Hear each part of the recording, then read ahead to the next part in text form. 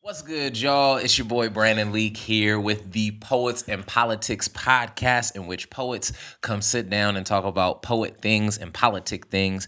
Today, we are joined by a special guest host, my man Aaron T. What's good? What's good? What's good? Sorry for the dryness. And then we got our two regulars here to my right. So go ahead and introduce yourselves.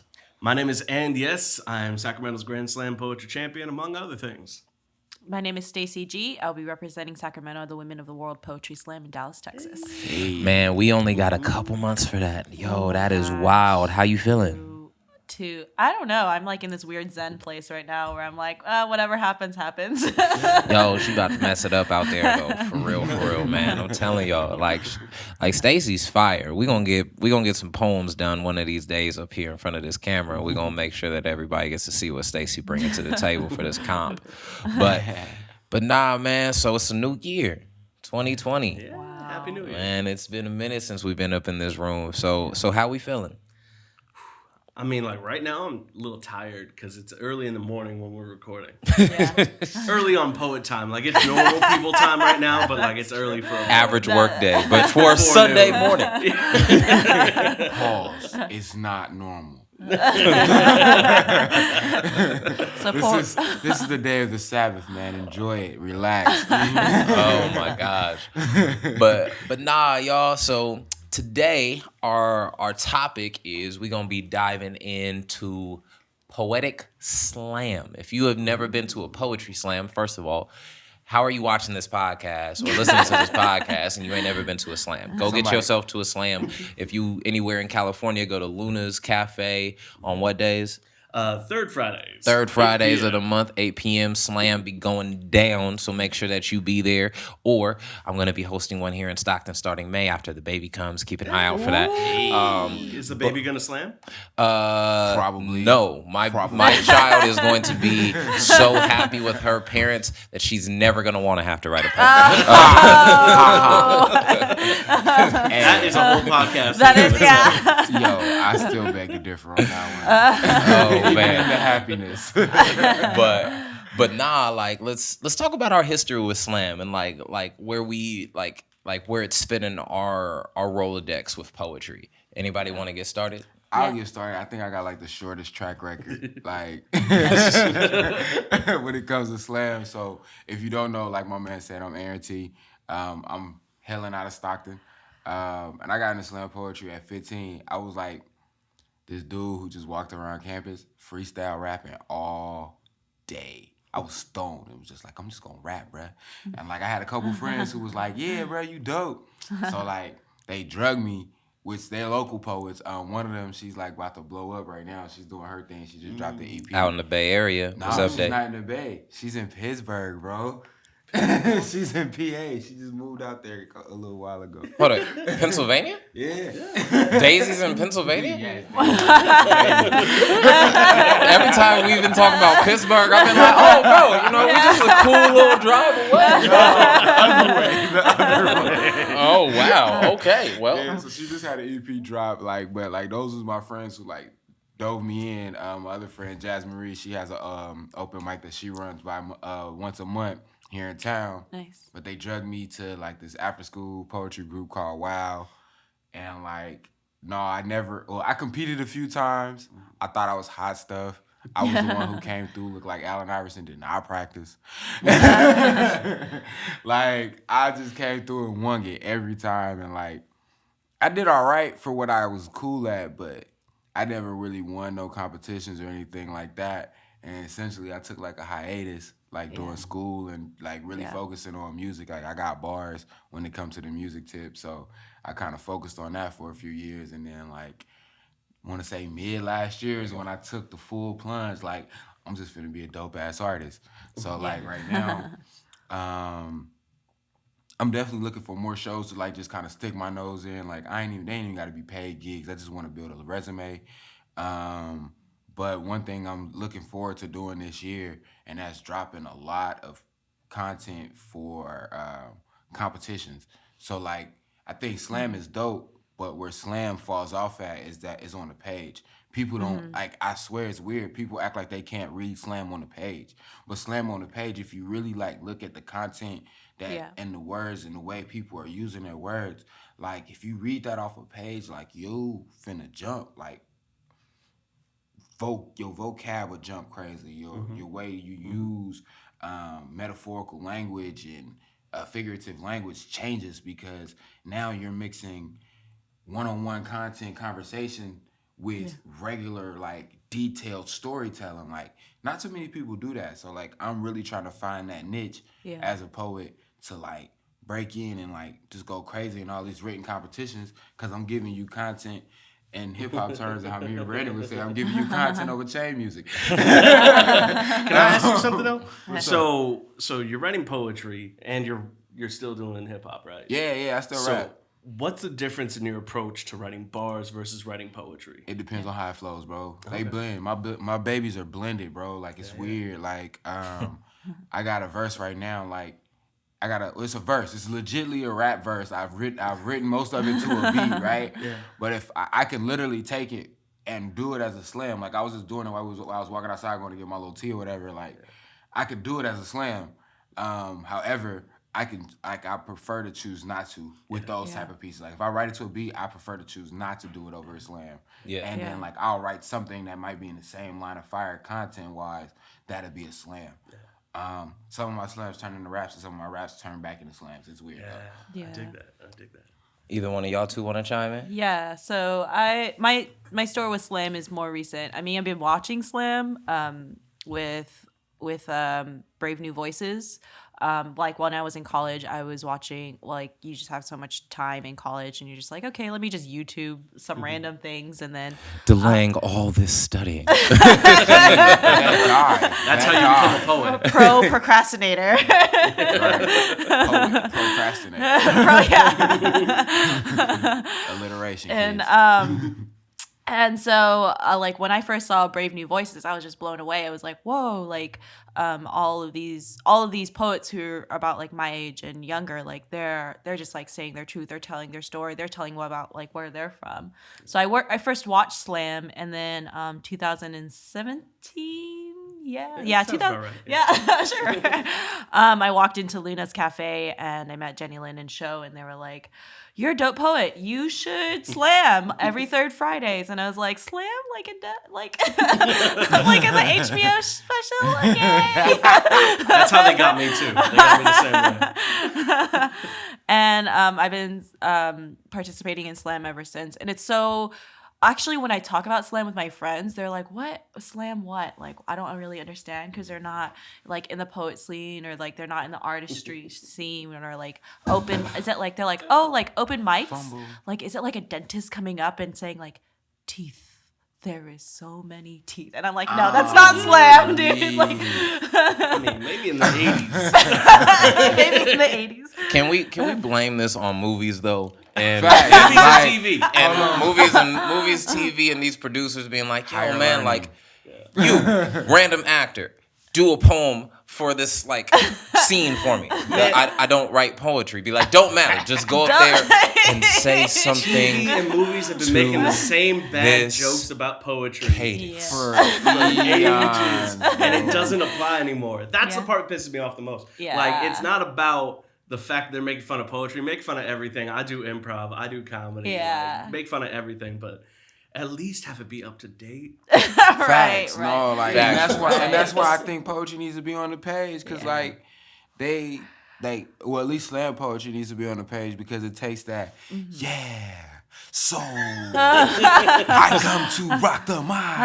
Like it takes all of that out. Like you gotta really sit there and focus. Like that dude just said some real ish. Yeah. He was talking about who or what. Yeah. Oh, yeah. And that's, I mean, like, when you get to the higher points of slam, like, that's what everybody does. They write for the page and for the speech at the same time. Yeah. A lot of the times, like, with people who are newer to slam, they just focus on the presentation.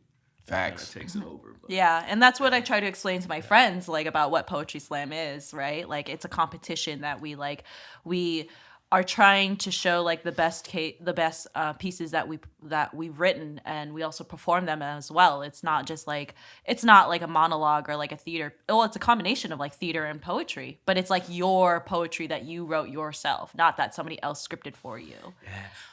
Although they do have, I just learned about this recently, they do have competitions where you're taking other people's poetry, like poems of old, and you're actually reciting them. Especially for youth. It's Except for youth. Poetry Out Loud. Yeah. I help run that program in Yolo County. So. Okay. I got to run a workshop with a Sacramento equivalent of that, and I was like, "Oh, is this actually like a thing? All right." I just judged one at Bear Creek recently too. Like, it's not that bad. Like, I get it. Like, for the youth, yes. Yeah. But like, if you're grown, bro, write your own shit. That's just really how I feel. Like, and that even doubles into like hip hop with it. Like, cause like I feel like slam and hip hop are like cousins. Yeah. Oh, yeah. I mean, they feed into one another. They feed into each other, and I feel like if you're a rapper, you can't call yourself an MC or a lyricist if you're not writing your own bars.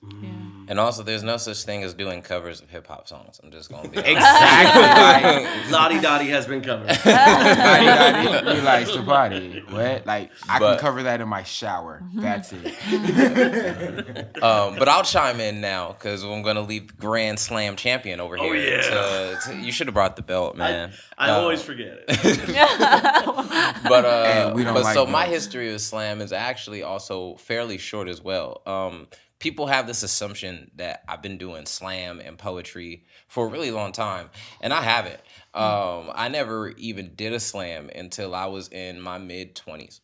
I was like, or like mid to early 20s, whatever. Give these people a reference though. How old are you? I'm 27. There you go. Okay. So, like, I'm in my mid-late 20s.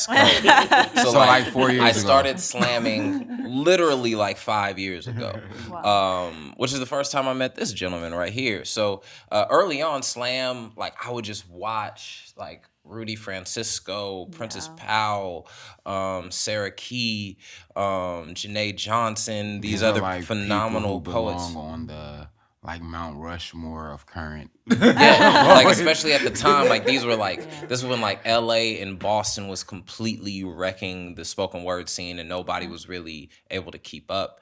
And I was like, yo, like this, like these are the people who I'm writing, because I was living in a small white town called Reading and there was nobody else doing poetry. And anytime I did a poem, people were like, that's so awesome.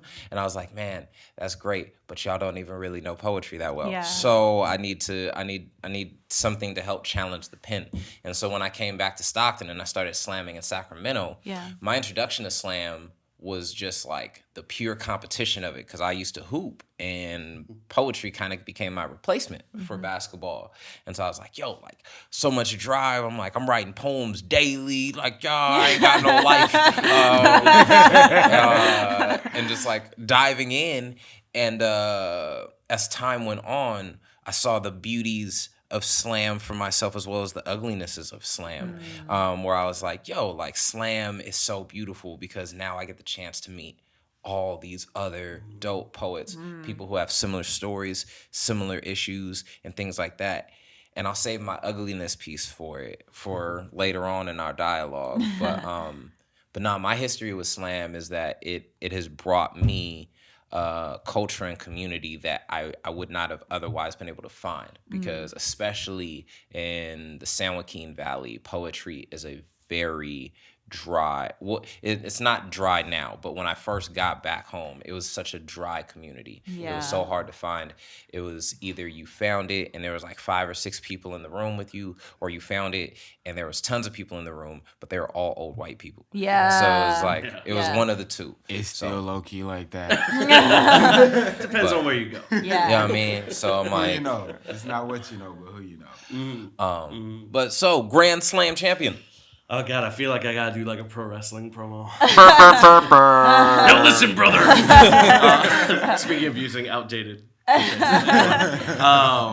So my thing with slam, like I was always a fan of pro wrestling growing up, And that is like a competition. Not that obviously we're not body slamming people while doing our poems, but that Maybe. energy fed into a lot of my work. Just as a poet, like I started presenting my writing in 2011.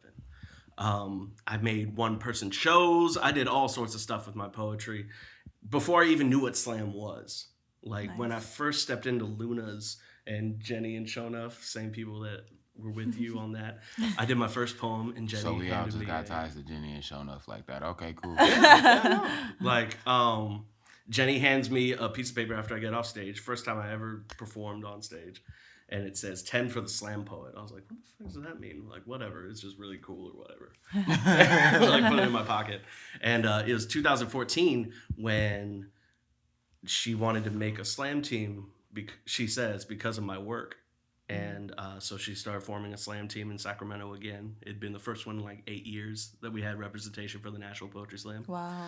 And so from there, we watched in Oakland in 2014. We didn't participate. 2015, we actually did the thing. And then again, just like 2018, my sense of time is all fucked up. It's okay. It's January, so we all thinking like, oh, last year. But no, it's 2 years ago now. Brain box. Time is a constructive mind. That's all. It's not real. Time is relative. But Exactly. So for me also, though, I did, like I said before, I've done improv for years with a place called Comedy Sports. And with Comedy Sports, the whole thing is it's two teams of improv people competing against each other for points and applause from the audience. Wilding out. And the whole show is fake. Like the whole, like, usually the person at halftime who's behind wins. Like we have it set up like that because it's not really about the competition. Wow. So when I started doing, and we even have a saying for it, like the points don't matter. Yeah. It doesn't matter. Like if you're keeping track of who wins and who loses, what are you doing? Like, it's rigged. Okay, officially, Comedy Sports is rigged, guys. So, like, don't bet on it. It's not like football. You know, Wait, I think football may be rigged, too. And so when I started doing slam, I had like 5 years of experience of that phrase, like the points don't matter. Yeah. And so my first slam, I'm there and like, I'm like, you know what? This whole thing is exactly like Comedy Sports. Like, it's 5 random judges telling you what they think of your work. I'm just going to have that same kind of fun with it. So I booed my high scores and I cheered my low scores. And I pissed off a lot of people who were very locked in their head of like, no, this is slam. This is serious. No, the whole thing originated in the 80s as a trick to get people to come watch poetry at a bar to sell drinks. Yep. Whoa. That's the truth of slam. That's the history of slam. Google that shit. It's not a legitimate competition. If it was, you wouldn't get 5 random judges, 5 random people who might not even know what poetry is from the crowd. Yeah. Facts. And that's not a belittlement of what slam is, because what it's become has been this real deep sharing of your heart and of your life and of your story in a way Would that you gets say it's people. the heavy version of Comedy Sports? I mean, yeah, absolutely. I used to call myself, what was it? Someone coined the term stand-up dramedian or something like that. I like that. Stand-up dramedian. Stand-up, something along those lines. I can't remember who said it. But, it's, I love people who do slam who understand the fact that the points don't matter. Yeah. That it's not about the competition, because frankly, Yeah. I've had poems that score a 25 and I'll do that poem on another night and it's a 30. It doesn't matter. You know what? Man, because I was hurt at my last comp, to be 100. I was like, man, these is like solid 8s. I know these pieces is 8s. What is going on here? But there's so many factors. Like, Yeah. this is what I'm talking about. Like, if you go into a slam going like, these points are the ultimate statement on my poetry, you will always be unsatisfied, because even if someone comes in and they agree with you 100%, if they've had a bad day, suddenly your 8 turns to a 7. Ooh, yep. Yeah. And on that note, Oh. we're gonna dive into the pros and cons Didn't of mean to jump into slam. that too soon. And so I think we've dived into a lot of the pros. Like we've gone into the fact that like none of us would have met outside of the fact that we all ended up in some form of slam competition, being able to do what we do, Facts. doing spoken word poetry. Right. You know what I mean? And like it's such a beautiful thing to have community. And also I think slam poetry in a large extent produces a lot of new work for a lot of different poets. Yeah. To be able to think about like, hey, thematically, like let me make something new that's more relevant that I can create, or be able to spur myself like, man, I'm not satisfied with the scores I'm making. Let's figure out a way to improve how I'm doing out here in terms of like my actual points on stage. But I think slam also does have its negative points. And before people and poets start typing up and being like, oh my gosh, like, why are you knocking slam? You participate. Be like, we're not demeaning the art form. We all participate in it. We love it. How But can you there's- participate in something and demean it? Like, if you say you love it, come on now. Like the critique is coming out of a place of love in which Right. we're like, yo, like there's some unhealthy aspects to what we're doing here. True. And one Well, sorry, I don't even mean to cut it, but like that's just a human thing that I could go on a 30-minute rant about how it's okay to admit that some things need to change. Yeah, It doesn't mean that you don't love it. that's true. you know what I mean? I And love so, America, but it gotta change. like so one of the things that I particularly have gripe with slam is people become so fixated on winning that it actually becomes a deterrent from that thing I just spoke about earlier in terms of creating new content. Yeah. I go to these slams. We went to iWhips, and folks What's was doing iWhips again?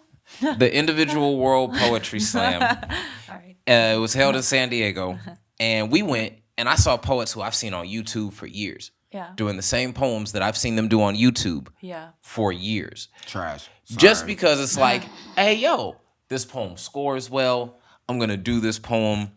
There we go. Yeah. When like the whole dope part about this was the fact that we got the chance to share where we authentically are now with the art form.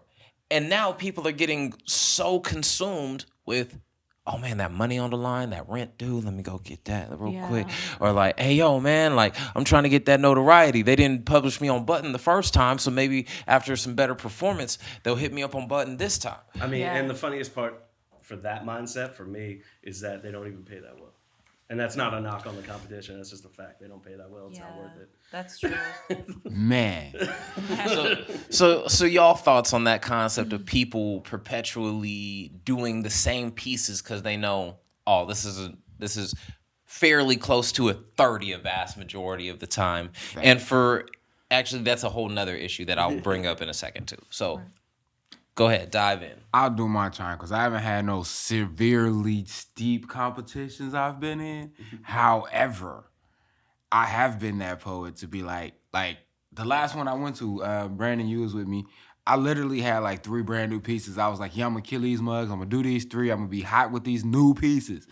Then I was like, yeah, a couple of these poets seem a little polished. I'm finna switch it up. Switched it all the way up and was like, I'm gonna do these tried and true pieces. I know I'm gonna win with these ones. And I tanked, right?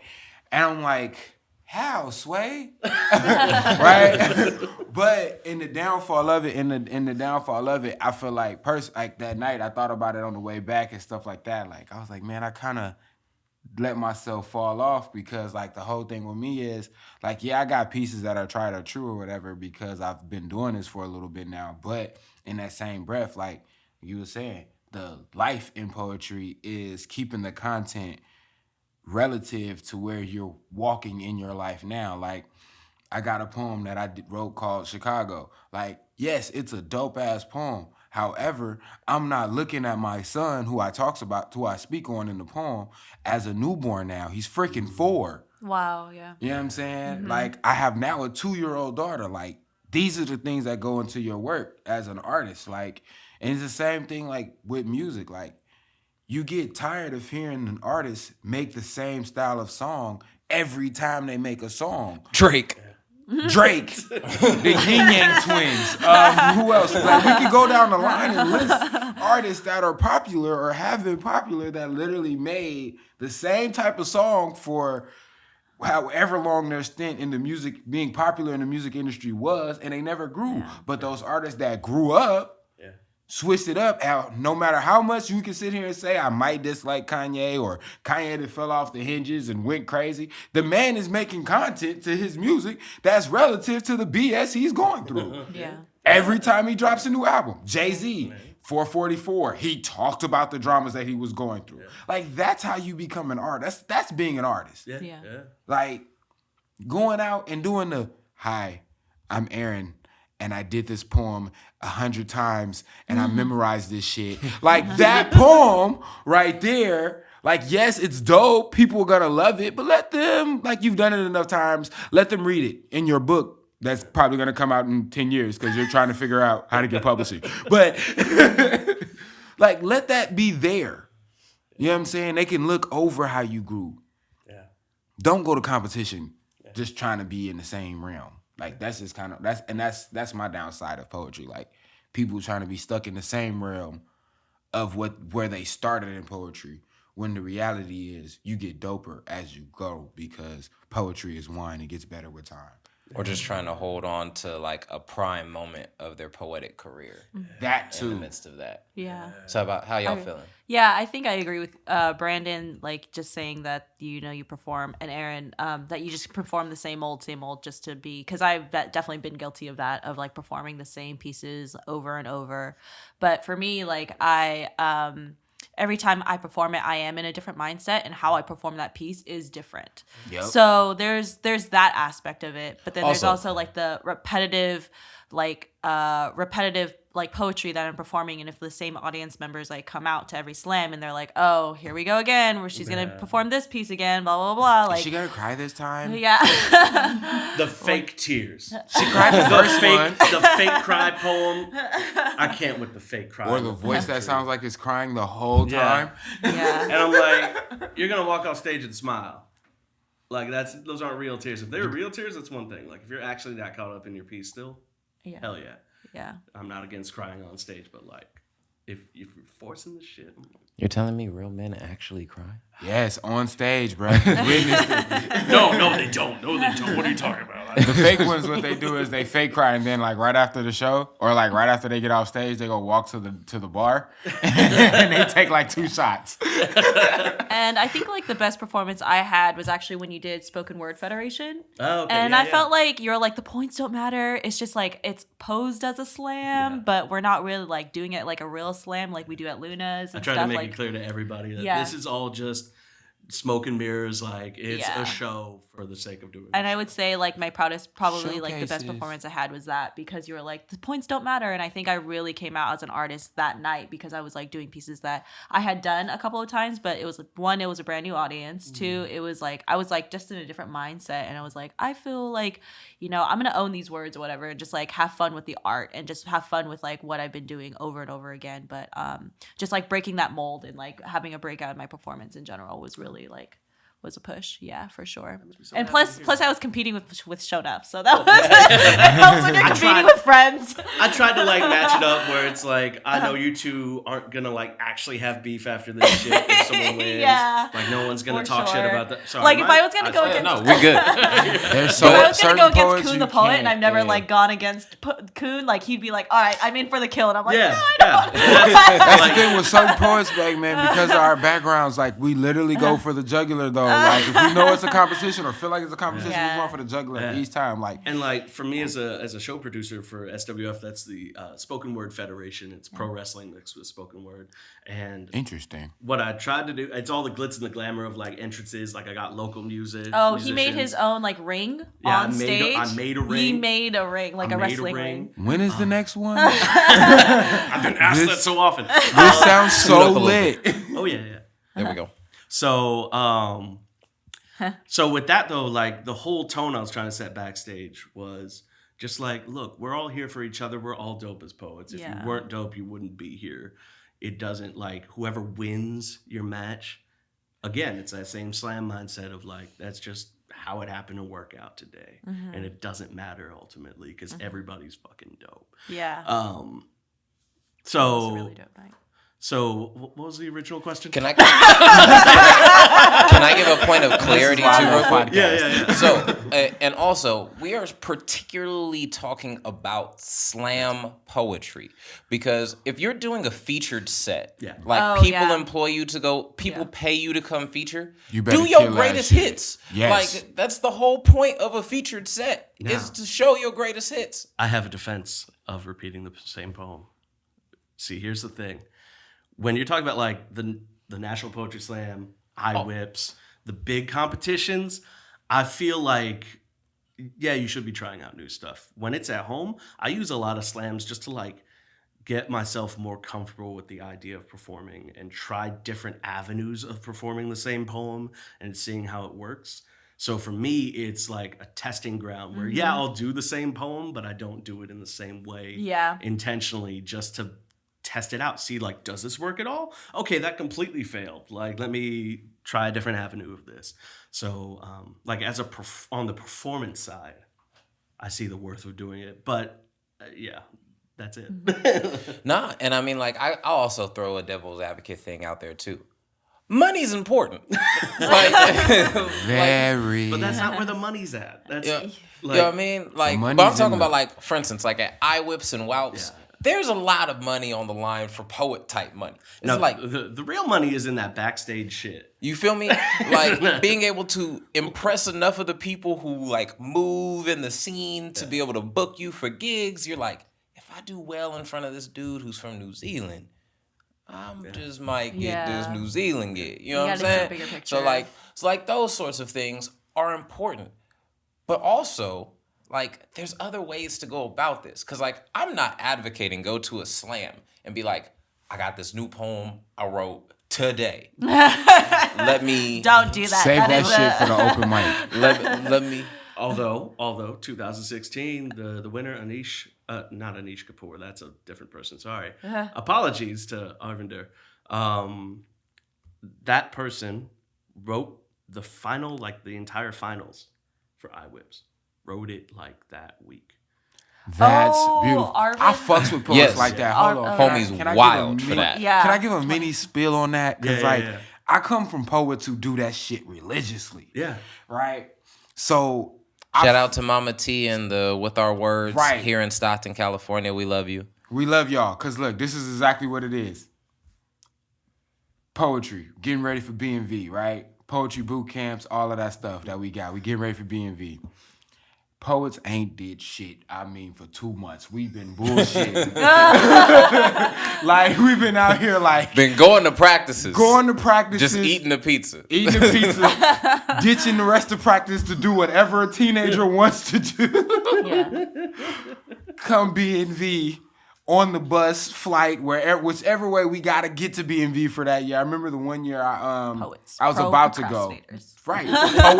Poetry and procrastination is like synonymous. Just to untie those two things from Arvind though, the whole statement that was being made, like they wrote stuff about how they had to get on a Storm poet slot, which is basically like you sign up and if you get on, they let you get on, but you don't represent a team officially because the team that they were working with didn't let them represent because they have like issues. Mental health issues and other things. They didn't feel like they could represent. So they decided to like Storm Poet it. They took it over. They got to finals and they went, you know what? Here's some poems about my path to getting here. And that shit I crazy. I need to see that one. And to a certain extent, like how toxic slam can be for people with mental health issues. Let's talk about that. Yeah. Not even just how toxic it can be for people with mental health issues. Yeah. For some people, it causes mental health issues. Yeah. Like, to be 100, like, I know people who, some of the dopest poets I seen, like, when I was, like, coming up and, like, I guess, sowing my oats in poetry, like, they were, man, it's like some of the best writers I had ever seen. Like, I was inspired by these cats. And, like, at this point in their lives, they about the same age as me, maybe a little bit older. They're like, yeah, I write still, but fuck that competition shit, bro, because that shit tried to kill my spirit. Like, Yeah. Nah, to be 100, talk about both of those things, let's be real about slam. Topics can win you slams. Yeah. Yep. Like True. writing in particular ways that are fitting the current cadence of what's popular can win you slams. Yep. Talking about happiness and joy can lose you slams. For sure. Definitely. That's not a yep. That's a definite. And it's also having to read but there's also a skill to these things, which is the interesting part, because it's like if you look at an audience, like you step out and you look at the audience before you perform, there's a wisdom in being able to look and say, this poem's not gonna do well. Yep.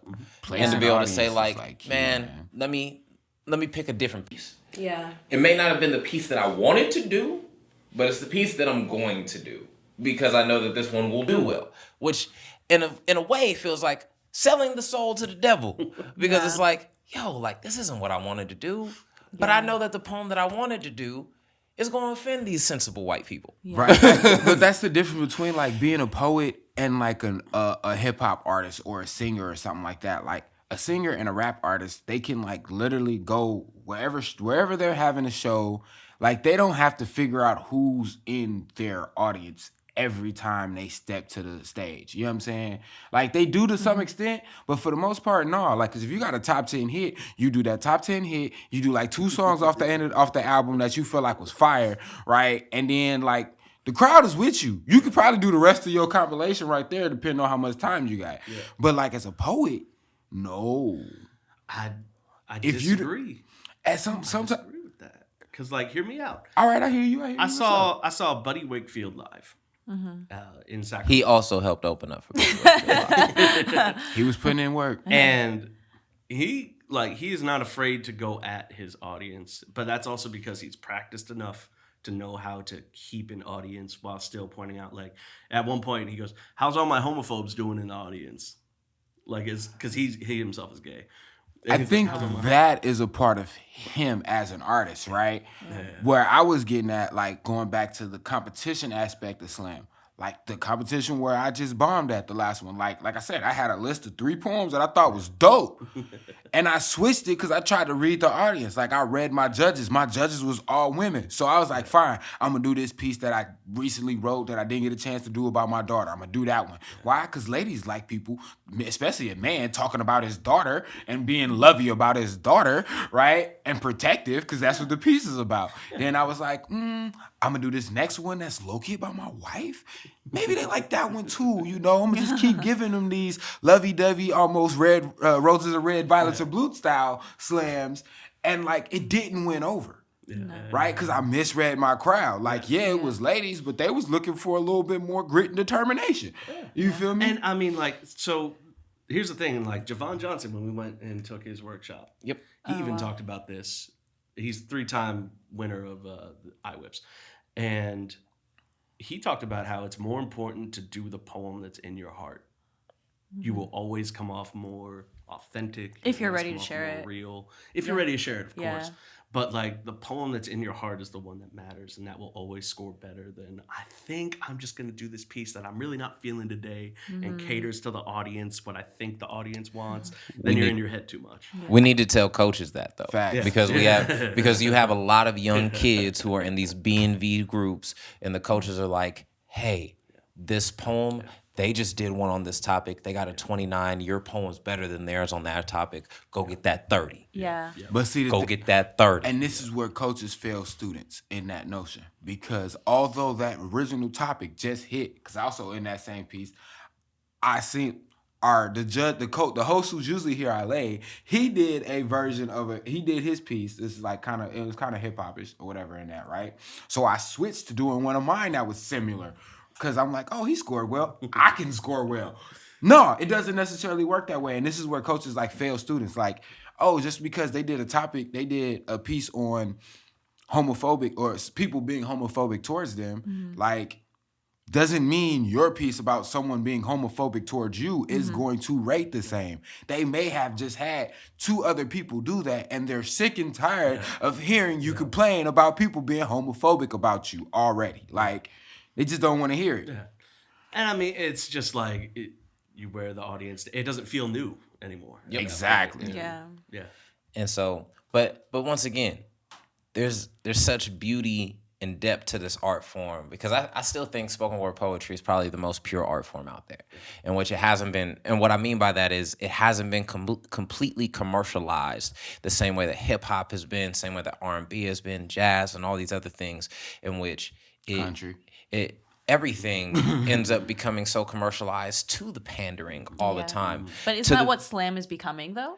In a lot of ways, I would say, in some ways I would say yes, in some ways I would say no, because in slam only panders to a leftward leaning audience Yeah. as that's of right true. now. You know what I mean? Like for me, like I'll be honest, I have to be very conscientious on some of the poems that I elect to do, because I have poems about me just in my relationship with God that I would never go to slam with. Because I'm like, yo, In his defense, I don't think he should go to slam with them. because I just don't. I'm like, yo, I understand the complicated relationship between the church and a vast majority of the people who are in this audience. Yeah. And I just, like, if I want to score well, then I understand that these may not necessarily be the ones to throw up there. But in the same regard, I'm like, if I just want to be authentically me, then go do it. And there's times where I've just said, buck it, I'm about to go do it. The way I see it, there's a couple different schools of thoughts on this. It's, are you setting the temperature, or are you trying to be comfortable in the temperature of the room? Exactly. And I think, just to that point, like, I think as slam artists, and after that last competition, I think this is what I'm going towards, is no matter what type of room you're in, whether it be a showcase, which no points are scored, or a slam where people are scoring you have to be your authentic self in order to literally light up the room. Like, you can't light up the room if you're not going to be yourself. Like, And kind of getting to a point that you were talking about, or at least a point that branches off of it, when you're talking about, like, I'm going to play to the room. The problem with that is, what if you're in a room full of racists? they will hate me as a poet. They'll hate you as a poet because you're not going to play the room, right? At all. You're not going to give them what they want to hear. First of all, what they want to hear is the opposite. What they're going to hear from me Yeah. as a poet is totally opposite. Yeah. And my point by saying that, though, is if you just are following the temperature of the room, you will find yourself cowering before the people, for the approval of people, instead of your own personal approval. And you can never get the approval of the people. You can only So get I'm that gonna shit from so just like I'm gonna interject something that might be a little uncomfortable. I know that, like, me being an Asian woman, like, not pandering, but like my story as like an Asian American woman and what my poems talk about being like trying to fit into like American society and assimilate and stuff, like, that really plays well with the white audience, right? That really, like, oh, I'm really privileged in the way that like my identity is digestible to them, versus like I wouldn't like, there's some poems that like I have that talks about like heartbreak and love and things, but I don't perform them. And sometimes I do like filter a lot of my poems, or like, okay, I know this is going to play well with like the audience, right? But in slam competitions, like, I don't know if that's like that's going to be as strong, right? In like the national stage, like going to Women of the World Poetry Slam, like, this is my biggest slam competition I've ever done. I've never gone to like iWhips or PSI or anything like that, but I know that like going to that competition, it's going to be like a similar story, trying to like tell the story and tell like where we're coming from and what our truth is, right?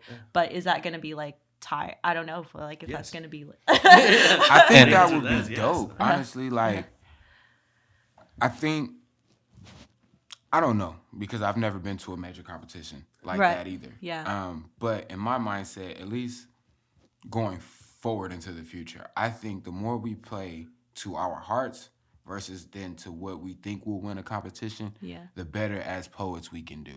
So, like, for you, if you talking, like, if you do something that covers the gambit of who you are as a person, I feel like overall you will be better off at the Women of the World Poetry Slam. Why? Because you're a woman of the world, and women of the world deal with heartbreak. Women of the world deal with success. Women of the world deal with fitting into the country that they live in. Like, just period, point blank. Like, and to your earlier point in that, you were saying, like, how for you it kind of fits what they are able to digest better, right? Yeah. But for like other poets, you don't necessarily get that, because at least in America you won't necessarily get that, because in America, like, if you look like me and Brandon, like they don't want to digest what we got to say. Right. Never have, right? But I think that's where poetry has always fit.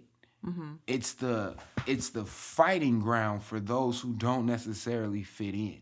Like, if you read, like, old poets, like, I'm deep into, and I think this is probably why I want to be represented on page more so than on stage, is because I look at poets like Langston Hughes, Amari Barak, you know, just different folks who really had struggles. Asada Shakur, like, she wasn't even a freaking poet, but I read her biography, like, bro, like, our world don't allow, like, that's where poets fit. Like, we have to wake the spirit. We wake the spirit up. Like, if it wasn't for poetry, we wouldn't be able to shake the society that we live in up. Shakespeare, shit, he shook up his society. Like, we want to talk about it. Like, as much as I hate his shit now, like, Yo, I hate to do this, but we're gonna have to close up this topic. Oh, okay. We're gonna have to close this up because we running up on like 40 minutes. Wait, how long are the episodes? Like 30. So this is a two-parter, guys. But nah, and what I will say about that is, in my closing statement, because I'd like for everybody to have their closing statement. My closing statement is going to be in regards to what Stacy just talked about. I think that, as stated, we should be operating out of function of heart and mind, instead of just out of mind. Being able to consider both, and I think that the beauty of this art form has always been that there is similarity in story, but not, as stated, assimilation in story. Not everybody's story is the same, nor does it need to be. And you going up there, and I talked to you about this individually. I was like, yo, I don't know many Asian American women in slam. Like you and maybe two other people who I've ever met, and I've traveled to like hundreds of cities. I'm like, you have such a valuable story. There's no need for you to try and regurgitate the same thing everybody else has always said. Like, be real. Because, like for instance, like, in talking to one of my Asian American men friends, he was like, I did a poem about me being sexy because TV don't ever let me be sexy. Yeah. You know what I mean? And I was like, fuck yeah. That's such a great point. Like, the way you experience life, even down to the basic parts, are completely different from the way I experience life. Wow. Completely different from the way he does. Right. Even any other window Asian you American give women. to that, even other Asian American women, like, any window you give to that is unique and is beautiful and is you. Oh, I love you guys. So yo, This is last closing remarks. Stacy, close us out. I love you guys. I feel like the ending was just like an affirmation of like. Dope. Well, yo, we here. Thank y'all for tuning in. This month's question of the month is going to be, if you're slamming, what is your current go-to poem? Like, we've talked about this. Like you know, everybody got that one they keep in the pocket. What's your go-to poem? Because we love to hear it. And then if you got a video of it, also put that in the comment section down below. Would love to be able to see it. We read comments, and we're gonna be doing video reviews soon. So we may end up being able to review your poem and show some love to you. So this is your boy Brandon Leake, Aaron T. And yes, Stacy G. and we about here. Peace.